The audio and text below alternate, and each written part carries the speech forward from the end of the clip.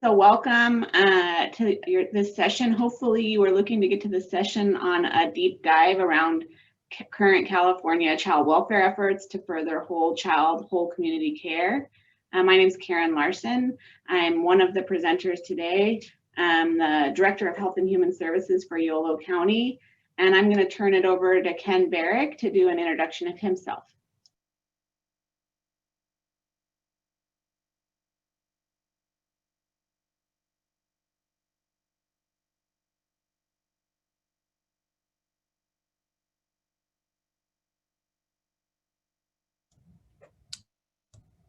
Ken, you were muted. Why don't you reintroduce yourself? Oh, I'm so sorry. And I said such interesting things just then. Good morning, all. I'm Ken Berrick. I'm the CEO of Seneca Family of Agencies. Really happy to be here with you all. And I will turn it over to Diana to introduce herself. Hi, good morning. I'm Diana Boyer. I'm the Director of Policy for the County Welfare Directors Association, and I work in the area of child welfare, foster care, and older adult services, including IHSS and APS. Hi, everyone. This is Molly Kholos. I'm an analyst with the County Behavioral Health Directors Association, focusing on the children's system of care. So thank you for having me.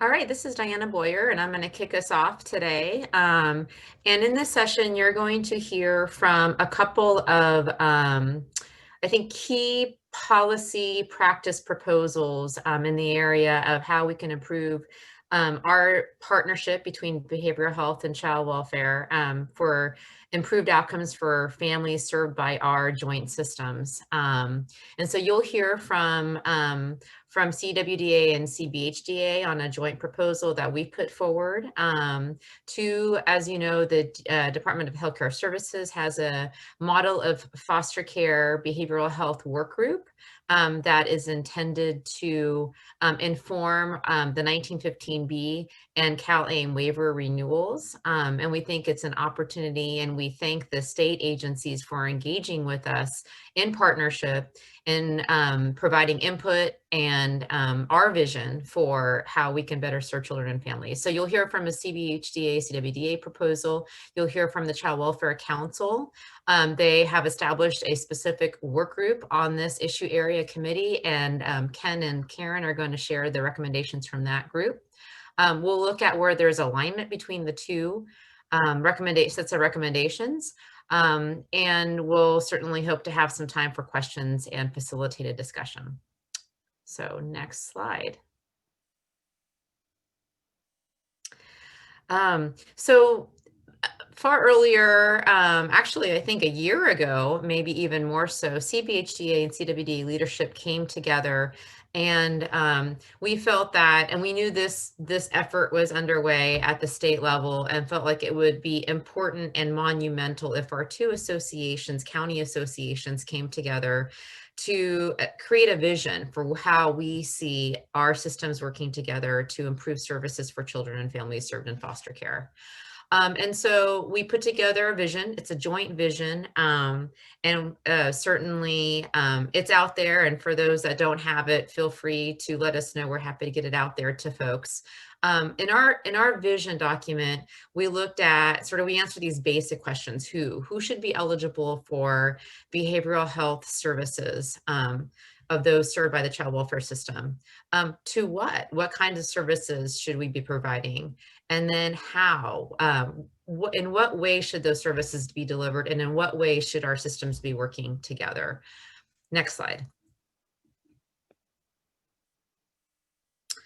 So to answer the question of who, we felt very strongly that there should be automatic eligibility for children and families that are involved in the child welfare system, and that they should be automatically eligible to a minimum mandatory set of behavioral health services.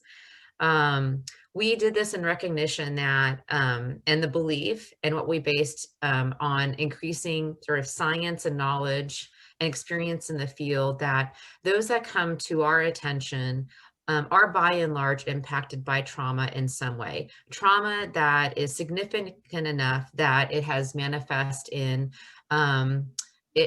in a need for services that could prevent and ameliorate the need for further services and more intensive services down the road. So really trying to get to the heart of the EPSDD entitlement and meet its demand that we provide services in a timely way, in a preventative way, to improve well-being for children and families that are served in our system.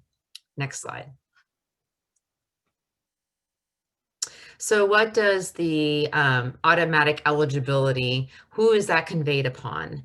And we've really taken to heart that, again, this sort of theme of prevention. So clearly and certainly, you know, first and foremost, we need to serve those that are clearly in our system. So those children and youth that are in foster care, including those that are served by probation, as well as child welfare agencies. We also recognize and have had experience that many children and families come back to us. It's because they don't necessarily have the services post-permanency. And so with respect to children and youth who have achieved reunification, guardianship, or adoption, we feel like there is a need for automatic eligibility for those at least guaranteed for 6 months. Post-permanency. And that way they're not stepping necessarily off quote unquote a cliff, that they have some sort of a safety net for continued services and supports beyond the time that they're formally in our system. And then thirdly, for candidates of foster care, those are individuals that come to our attention through the Child Welfare Hotline that we have seen an issue that rises to the level of investigation, that in our investigation that we determine that there's an imminent risk, meaning that there is a safety issue that's been identified in the home, or that there are one or more risk factors that, if not for some level of child welfare involvement, for example, opening a family maintenance case, the child potentially is in danger of coming into our child welfare services system. Now, these candidates of foster care are not always coming into child welfare. Sometimes we are able to work with these families, create a safety plan, and avoid any involvement with our system. And sometimes they do come into our system as a family maintenance plan. This is essentially broadening the net of families that we're providing direct services to in hopes of maintaining the child and family safety, their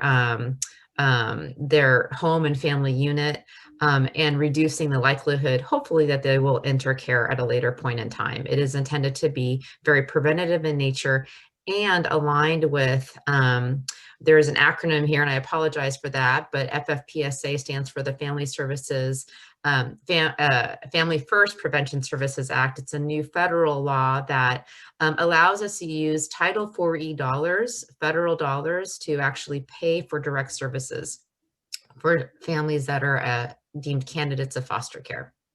Next slide.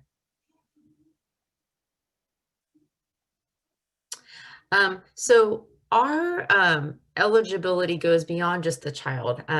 For many years, we've always been very child focused, and although we say we're also family focused, we feel like we need to actually provide those services not just to children, but also to the family, quote unquote, that's connected to that child, because children orient themselves around their adult caregivers. A secure attachment obviously means a healthy development for that child.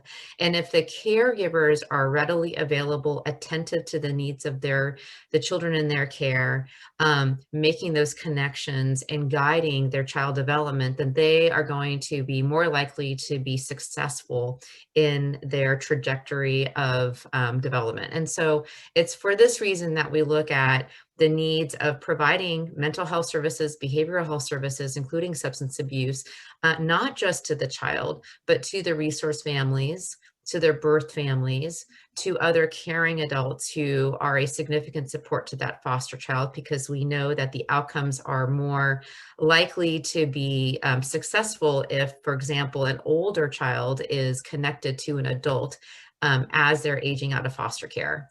And then any other related persons, even if they're not related, that has an established relationship and is reasonably considered family by that person. So we're talking about our non-extended family members, NEFRMs, as sometimes they're referred to. So we're looking at the eligible population, including a much broader net of individuals that may either individually in their own receive services or receive services in the context of how to support their caregiving responsibility and their relationship to that child. Next slide. We also propose automatic eligibility in the terms of medical necessity, essentially just turning it upside down on its head. Right now, as you know, we have a very linear process. If the child welfare worker screens a youth and believes there might be a need, there's a referral, there's an assessment, there's then a referral for services if they're found to meet medical necessity per a diagnosis. Under our proposal, pre-diagnosis is not a precondition for accessing a whole range of services. And so, as Molly will explain a little bit later, that might include some preventative type, resiliency building, wellness building services, all the way towards, for example, psychotherapy, RAP, etc. And just, as an example of this, if a child comes in and there's a history of sexual abuse of that child, we know that's a pretty significant issue. We're not going to wait for some behaviors to manifest. We might start services right away just to get that child into some type of services. This is a pretty significant policy shift. We, again, aligned with the idea that there has been a significant amount of trauma of these children that we are seeing, that we do believe that they should automatically meet that medical necessity standard. And our goal really is throughout the life of the case that we are working with the family, working with their child to assess, track, and then tailor those services as we're going along with providing other services, so that as needs arise, those services are readily available. We're just connecting seamlessly to that service array. Next slide.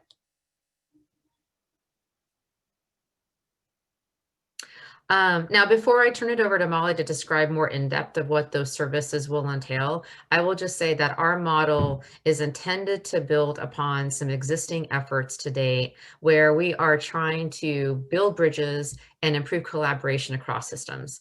And those bullets there are probably very familiar to many of you because we've discussed these in other circles. The integrated core practice model, which actually originated out of the KDA settlement agreement, that called for things like child and family teaming. Those things were expanded through the Continuum of Care reform effort, where child and family teams weren't limited to just those that are at risk of congregate care. Child and family teams are available to all children and families served by the child welfare system once they're in foster care. We believe that there are innovative ways and practices and activities underway that our vision will simply augment those and provide more concrete services and a framework by which we can all work together. AB 2083 is a bill that actually CWDA sponsored a couple years ago, whereby it requires county behavioral health, probation, child welfare, local county offices of education and regional centers to come together to develop MOUs for serving the highest needs foster children, so those with co-occurring complex trauma and complex issues.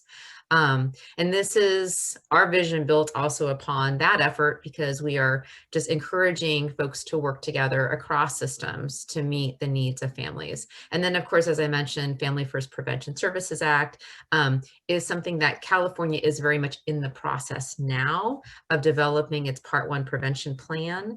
It will have to meet other requirements. So we are right in the middle now of planning for the implementation of that act. And it's an excellent opportunity for us to align our prevention activities as well as our intervention activities to better meet the needs of families. And again, honor the vision of EPSDT to serve families and children in a preventative, upfront way to prevent the negative outcomes that we see oftentimes once children enter care and potentially enter congregate care and don't have all of their needs met. So we have a good opportunity to leverage some services, leverage some funding across systems. Next slide.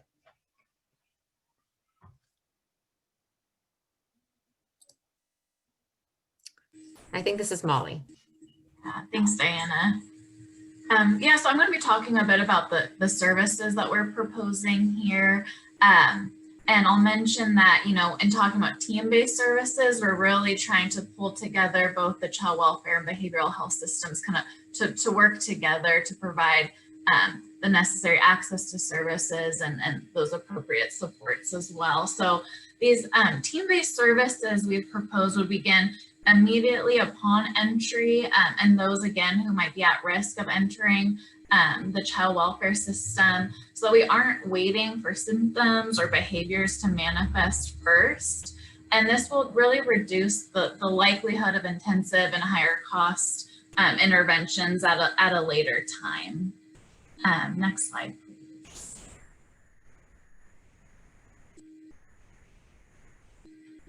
And we're proposing to broaden intensive care coordination here for all at risk and those involved in the child welfare system. And an ICC coordinator on the behavioral health side would work with a child welfare counterpart to provide immediate and ongoing assessment and engagement with the youth and family to provide that clinical and supportive service to them. There would be kind of a continuous screening and assessment process just to ensure that the family and youth and caregiver, those involved in the family, are receiving, again, all of the necessary services they need through the child and family team process, in addition to utilizing the CANS tool. And the ICC coordinator would work in collaboration with their child welfare counterpart to ensure that the appropriate linkage of service, so either those clinical services, higher level services, or those resiliency building services would be, you know, really specific and tailored to those needs of the child and family and caregiver. And that, you know, these trauma-informed resiliency building therapeutic services that we've called would really prevent the need for higher level interventions.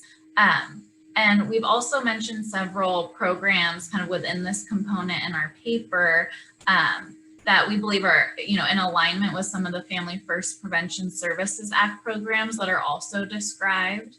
And all of the services and programs would be in alignment with clinical treatment needs assessed for the individual and the family. And so again, it's really based on and tailored to the unique needs of each family and child. Next slide, please.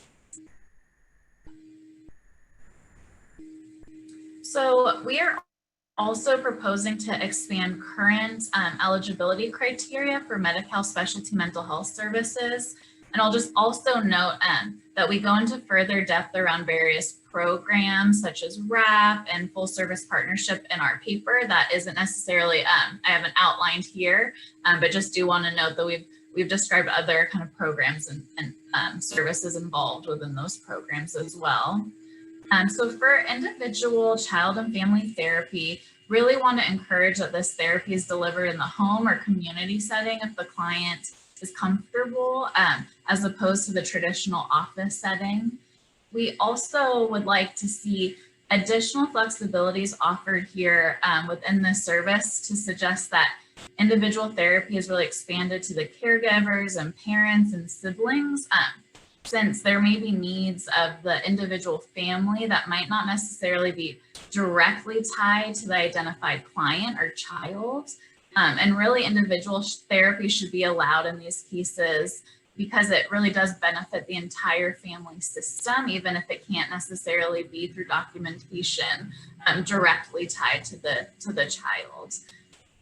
For therapeutic behavioral services, so TBS, currently individuals who receive TBS services have serious emotional disturbances or are experiencing really stressful transitions of life and need additional short-term specific kind of support to achieve outcomes within their treatment plan. And TBS has specific class eligibility that this service is available to those who are really at risk of admission into a hospital setting. So here we're really trying to expand TBS so that less restrictive criteria, can be included to provide things like coaching services to caregivers and expand the criteria of who can kind of receive this service. So we're not kind of failing first and then providing the service, but being able to provide these services and programs more upstream for more of a preventative nature. And similar with IHBS, intensive home-based services. So really expanding that criteria so that we can serve people earlier on, such as those that are candidates for foster care, and be able to really mitigate and prevent the need for higher level interventions by using kind of current established specialty mental health services, but really taking away some of those barriers in terms of the kind of criteria that we've constructed for these for the service array. And we've also included here Z and V codes. So I'm really looking at, kind of general conditions that may be a focus of clinical attention, but wouldn't necessarily have a tied diagnosis per se, and really being able to have clinical staff not pathologizing a child and being able to provide an appropriate array of service to that child and family without having that kind of diagnostic criteria and stigma attached with it. And we think this is in line with a lot of that automatic eligibility that Diana described earlier on. Next slide, please.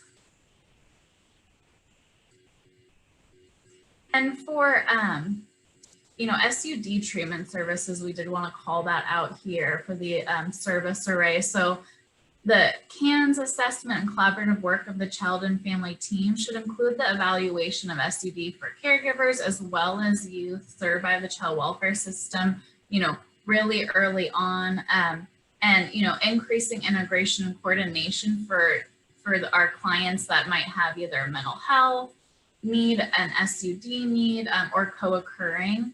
And we really believe that allocation of funds should be identified to truly build out the system of care so that we can provide all necessary SUD services to those that need it. Next slide. So here we've outlined some additional considerations to make our proposal work.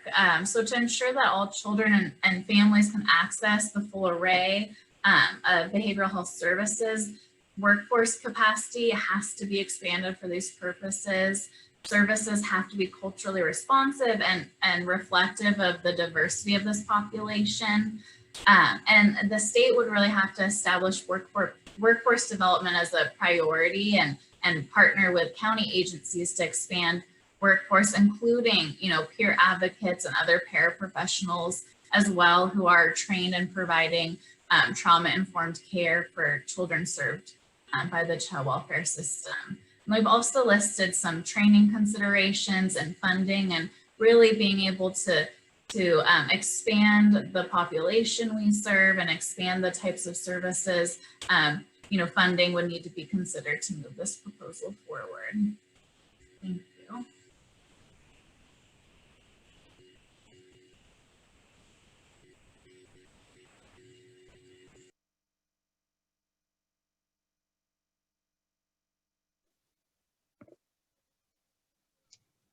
there we go. Thank you, Diana and Molly. It's an honor to be here today presenting on this topic. It's been an honor to participate in the Child Welfare Council with Ken.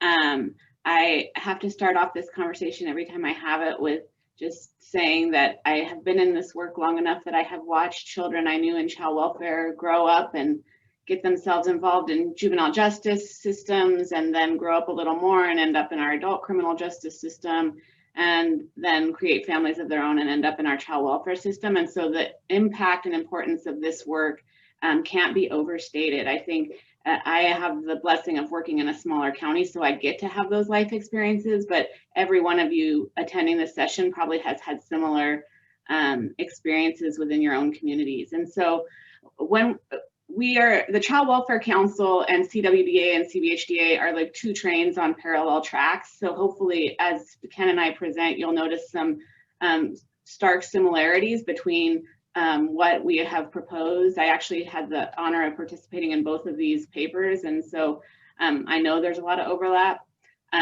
Both of our documents are visionary documents in the fact that we couldn't achieve all of this today. We need some big systems changes in order to achieve these, but our hope is that with this confluence of efforts statewide that we'll be able to achieve some of these system changes that will ultimately improve the outcomes for the people we serve.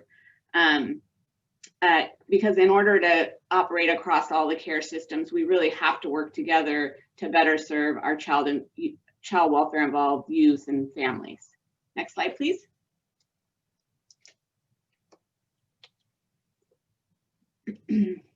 So we really kind of broke our paper down into 4 different kind of buckets. The first is around access, strengthening access and expanding eligibility. Again, we're very aligned with the CWDA, CBHDA proposal in terms of automatic eligibility.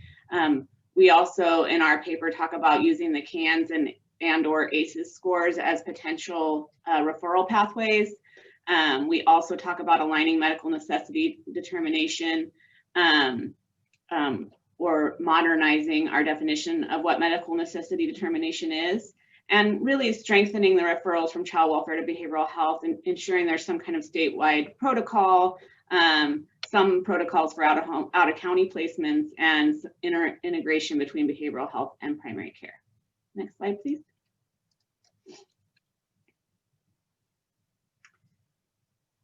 So the next kind of set of slides will be Ken talking about our next bucket.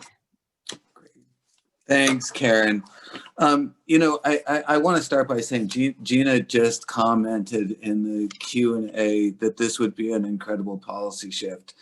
And thank you for saying that and acknowledging that, and it would be an incredible policy shift.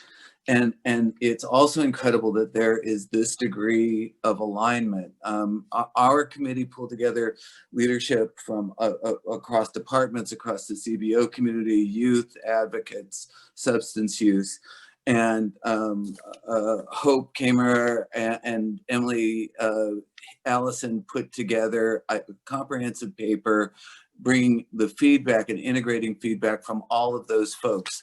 Then you can look at that and put it next to the CWDA, CBHDA paper and look at incredible levels of alignment. And then you can look at the work that Elizabeth and Breaking Barriers and her team have done and see yet again alignment. So I want you to picture a very different system. I want you to picture a system where there's a full continuum of services that is seamless, and that those seamless services take us from the situation that we often find ourselves in, where we're saying we don't quite know what to do, or we're referring to a system that's the wrong system for this child because we don't have an alternative. And instead of doing that, we have a full continuum of services that that we have at our disposal that can create a different framework, and in the context of current times, a framework where we have an action-oriented plan for social justice that says we're not going to use child welfare when we don't need it, and when you need an alternative. We're not going to use law enforcement when we need an alternative. We're going to have a system of services that can provide intervention points that are accessible and available. Next slide, please.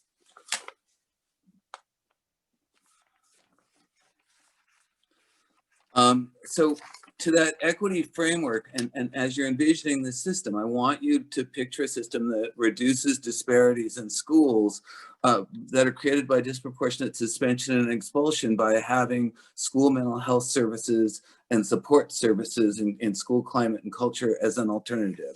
I want you to picture a continuum that reduces unnecessary child welfare involvement so that when a teacher has a family that's really struggling, instead of calling child welfare, she can or he can access support services in a seamless way. And I want you to picture a system that reduces law enforcement and incarceration by having a full continuum of services that includes crisis intervention services up to the most intensive levels of service, so that we're not using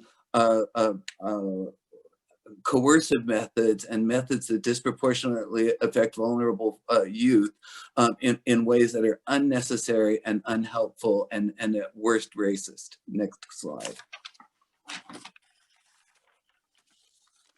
So the continuum, prevention and early intervention, I'm not going to go through. Actually, I think Diana and Molly did a great job of giving you a sense of the kinds of services. And in both papers, we flesh out in much greater detail how those services work. Community-based support, so that we have integrated services, and Molly referred to ways that we can use TBS differently so that we can reach out into communities instead of bringing kids out of their homes when they need help. Tiered therapeutic placement options and new options that in the past couldn't have been funded because we couldn't get access. And then aftercare services and at the level of the youth that have the highest needs, a complete continuum of high-end crisis. And I will go into that in some detail. Next slide. So prevention and early intervention, universal access to child care, early screenings, therapeutic preschools, some of the kinds of things that we've talked about a great deal in Breaking Barriers in school climate and culture, and the ability to intervene. Drop-in centers for teens that give teens a different alternative. The incredible work that has been done collaboratively between welfare and child welfare and mental health on FERS, and certainly it is my hope and many of our hopes that that will expand not just to foster youth, but many of the systems currently have the ability to serve youth that are at risk, and strengths building and other non-traditional therapeutic supports. Next slide, please.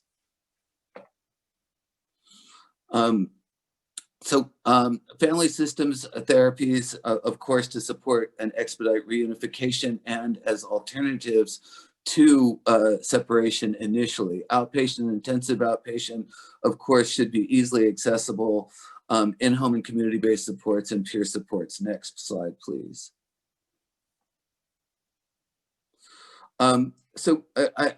We need to think about these services. We're using traditional language to describe a non-traditional continuum. So therapeutic foster care can be brought in several different levels as alternatives to residential treatment. I just lost the screen share. Sorry, folks. Sorry.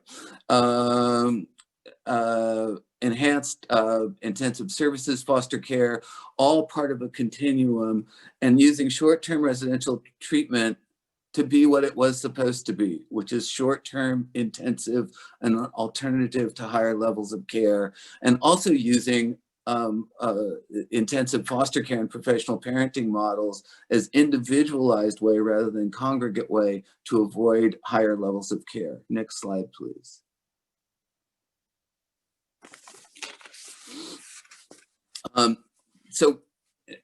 As you envision the system, I want you to envision when a youth has greater needs, that they're being held in the way that Diana described, in the way that Molly described, in a single comprehensive case management that has access to continuity of care, supportive services, all the way into young adulthood, and peer supports and other natural supports. Now, next slide, please. And now we're going to move to the crisis continuum. And this is a place in current systems where many counties and jurisdictions have part of these, but almost no place has a seamless connection of these kinds of services, starting with mobile response. And mobile response can work in the community to avoid unnecessary hospitalizations, unnecessary contact with law enforcement, and unnecessary referrals to child welfare. And with family urgent response as an integral part of that.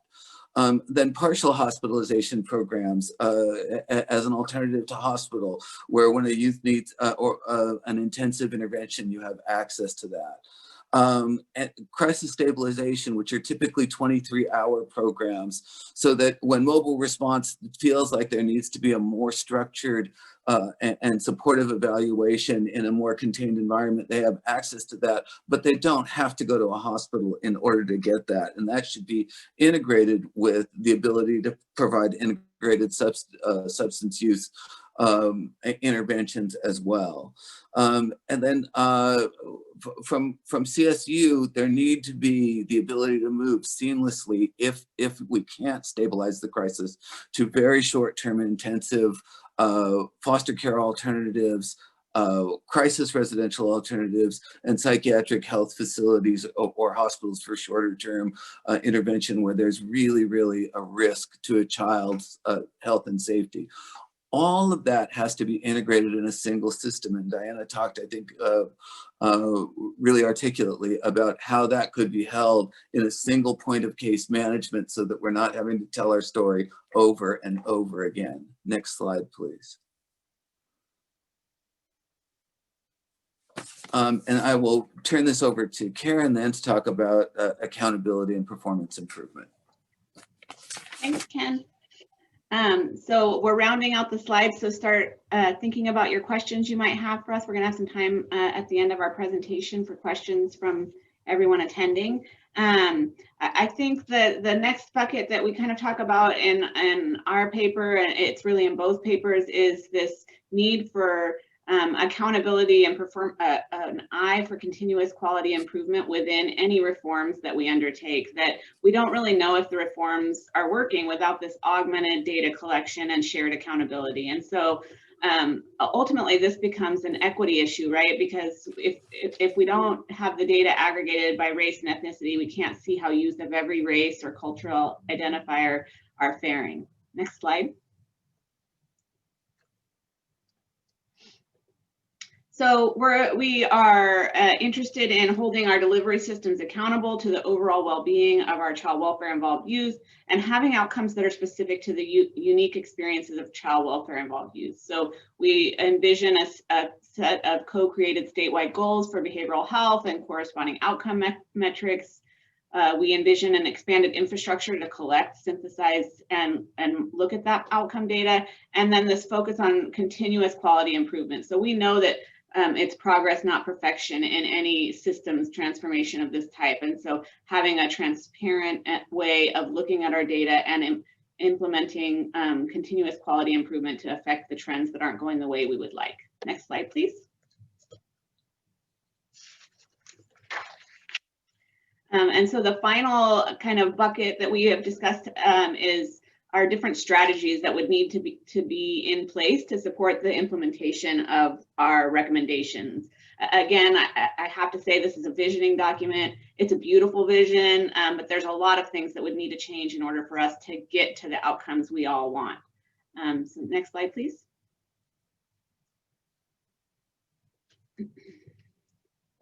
We feel like we have to involve youth, parent, and caregivers in voice and engage them at every level of our decision making. I'm glad this is first on this slide because I think it is one of the most critical things we forget oftentimes when we're doing system change is to include the voice of the people we serve. We need to look at our financial infrastructure. We do have MHSA and Medi-Cal dollars, and then we have all of these new school partnerships where our school districts are partnering with us financially to grow the behavioral health services available on campuses, which is really exciting. just like Diana and Molly mentioned, workforce capacity has to be addressed. We talk about Title IV-E expansion, bachelor's in social work programs, and really excited about the new peer certification bill that just passed, because peers are often one of the most beneficial forms of provider that we can use in this work. Next slide, please.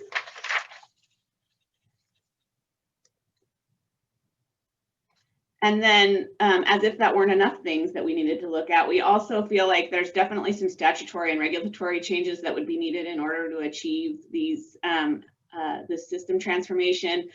This move towards universal array and a modernized definition of medical necessity, they feel lofty, but I also feel like there's a lot of synergy statewide towards these items.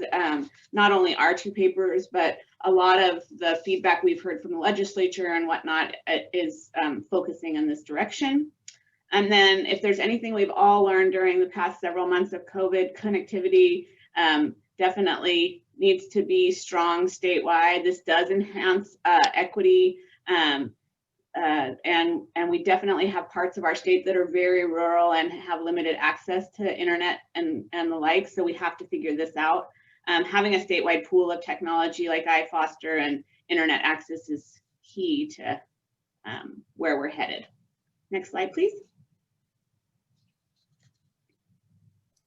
And I believe this is Diana's. Yep, perfect. Okay, so there is a significant degree of alignment between the two proposals, largely because I think that we have had a very collaborative working relationship amongst all partners, but specifically because also CBHDA and CWDA are active participants on the Child Welfare Council and the Behavioral Health Committee specifically. So in theory and concept, we are on board with what Child Welfare Council's committee is recommending. Some areas just to highlight where we align, where we've just naturally come together, is this idea of automatic eligibility to access the continuum.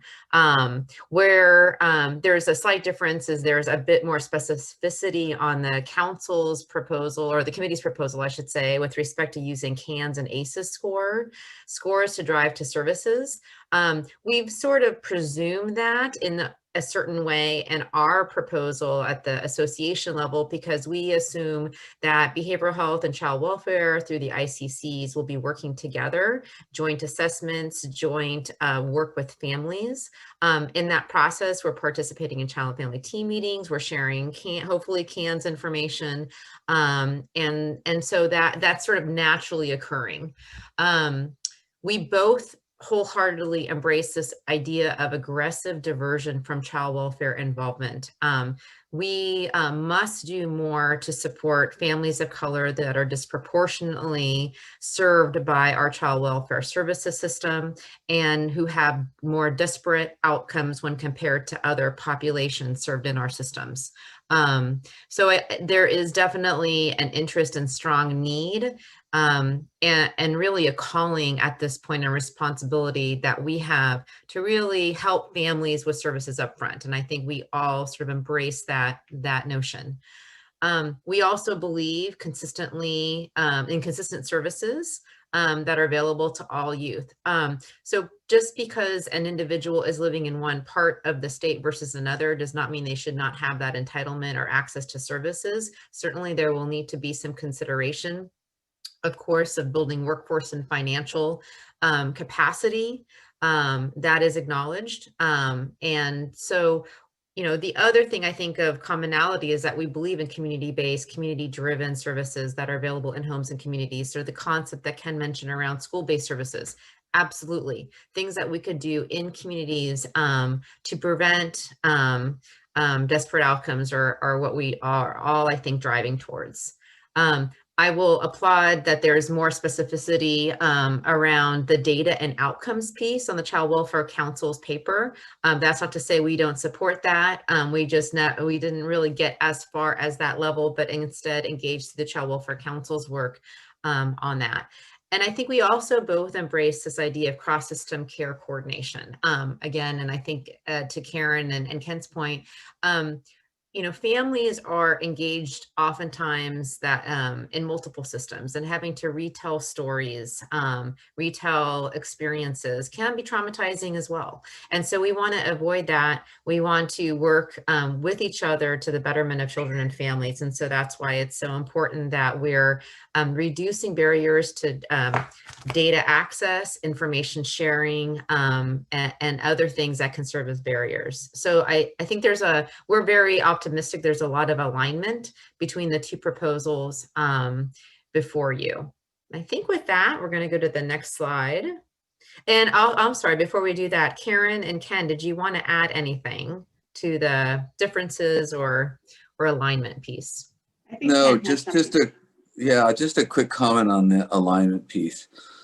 So a lot of us have been doing this for a long time, and there were a lot of different ideas that have surfaced at different times.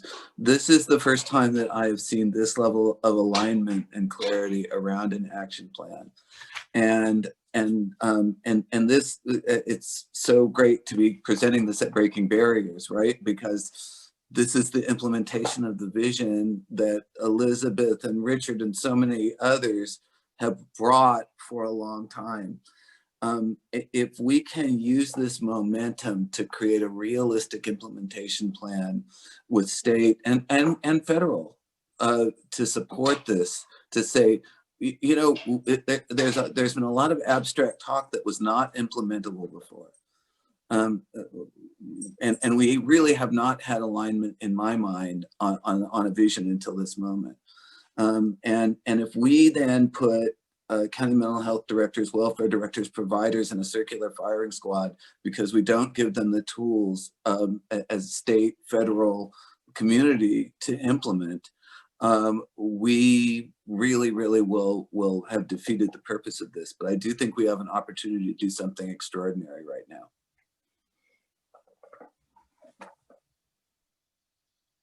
Okay, so now we're moving into the Q&A section of this session. We have, looks like a little over 10 minutes. So if you want to unmute yourself and ask questions, that's perfectly acceptable. Or you can put your questions in the Q&A function at the bottom of your screen. And so we'll just give you all a few minutes to either be brave and speak up or type your questions in. I know I have quite a few of my Yolo County folks on here, so I hope they can, oh wait, I'm hearing you guys can't say anything. So I guess you have to type them in and we'll answer them. Yeah, thanks, Karen. It's Richard. We'll have to use the Q&A or chat function in either place. We'll monitor both places, so would welcome questions from all attendees. While we await some of that, your very thoughtful proposals, which do align wonderfully, I think, with so much of the inertia that systems are in the midst of now, vis-a-vis system of care and other things, you know, the early Family First Prevention Services Act preparation, et cetera. It does make one ponder on the significant financial policy changes that'll be required on some level to actionize the reforms. And I'm wondering if you could just articulate, without speaking, of course, for the state, what's the latest conversation like about where much of the enhanced match will be required if we expand Medi-Cal the way these kinds of reforms are discussed?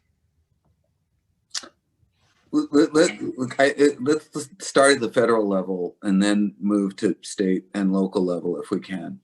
So there have been, and many of you have been involved in this, a number of proposals about ways in which we could jumpstart this in the same way that we jumpstarted a national health care, by providing higher levels of federal support, and particularly initially and maybe in an ongoing way, to incentivize and allow the implementation organizations, in California's case, counties and the provider community, to have access to what they need.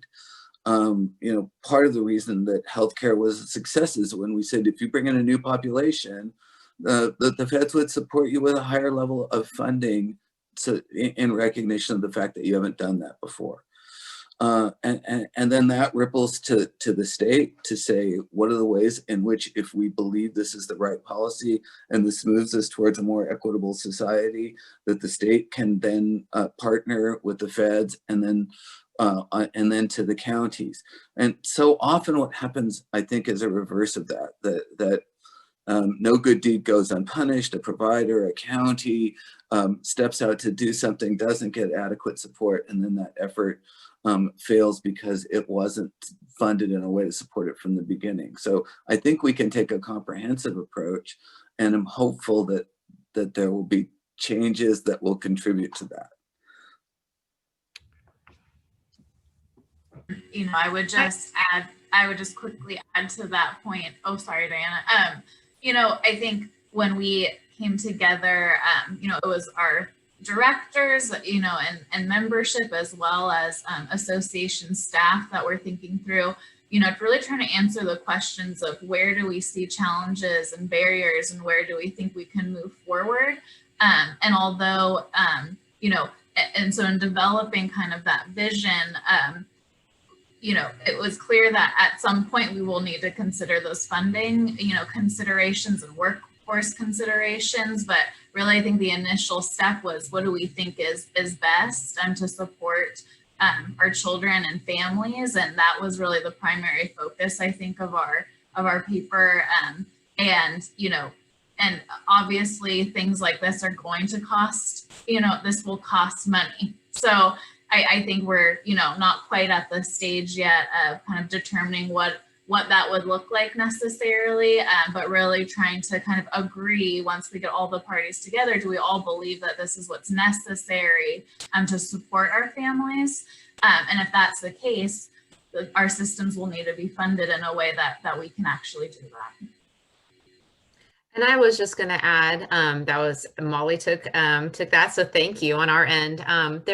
You know, it is a little early for us in terms of the conversations with DHCS. I think we're still trying to land kind of what does that model look like, and how do we implement. But certainly there are some leveraging opportunities. We see Title IV-E as especially one with FFPSA. There's too much money going into the deep end of services. That's been the case for ages now. And so we really need to just shift those dollars to the front end. That's not to say we won't need to see some investments in workforce, investments in training, probably investments in services as well.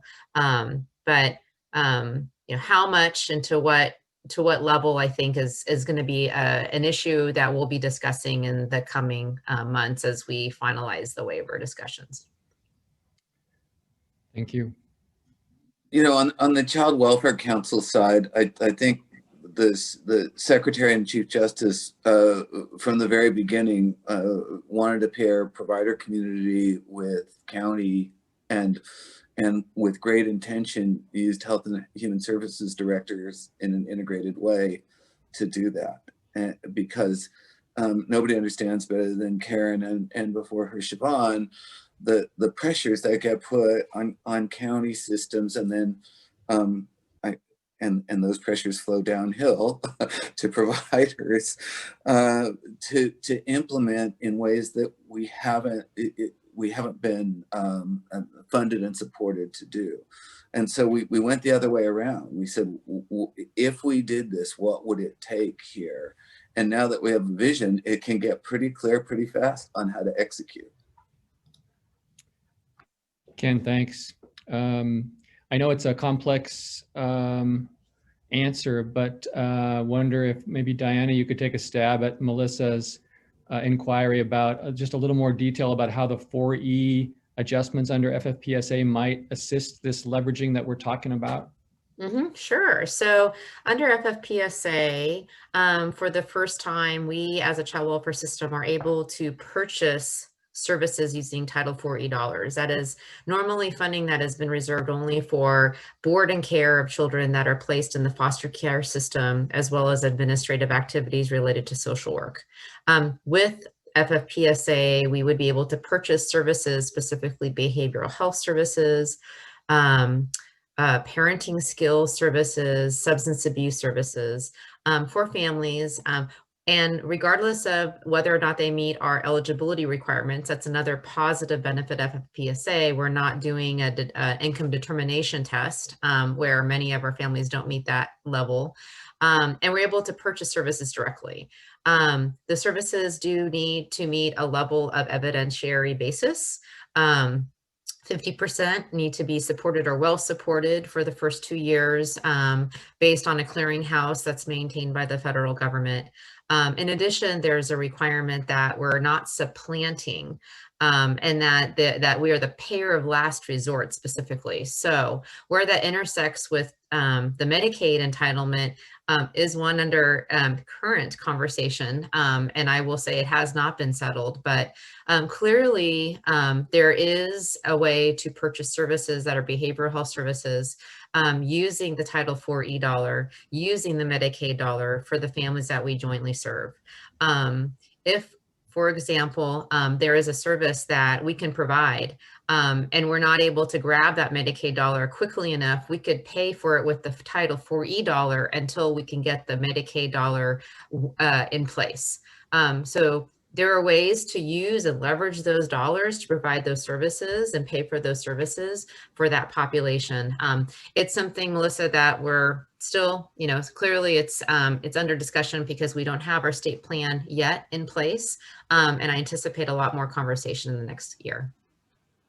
Diana, thanks for that. Ken's pointed out in chat that while certainly more revenue will be needed to embrace a full spectrum of these reforms, the reality is counties have, at least in California, at their fingertips, sources of match for FFP Medi-Cal that other states absolutely don't have. So we have Prop 10 monies, we have MHSA monies, there's AB 114 school mental health money, the Proposition 64 cannabis money, all of which go largely unmatched at the federal level for a variety of services on the Medi-Cal side. So absolutely don't need to wait for anything, really.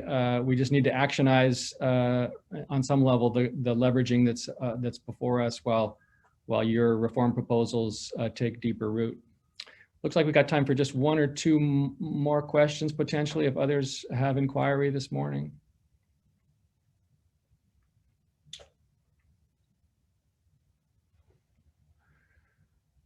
All right, seeing none, let's, if you'll join me in just a collective appreciation for our panelists and presenters today on behalf of Breaking Barriers.